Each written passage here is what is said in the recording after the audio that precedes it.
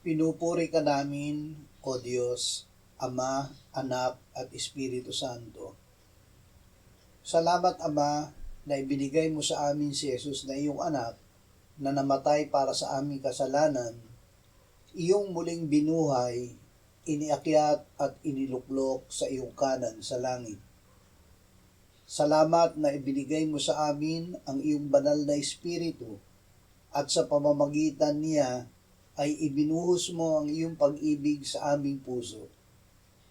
O banal na Espiritu, pag-alabin mo ang iyong pag-ibig na nasa aming puso upang maipahayag namin ito sa paraan ng pag-iingat at pagtupad ng salita ni Jesus.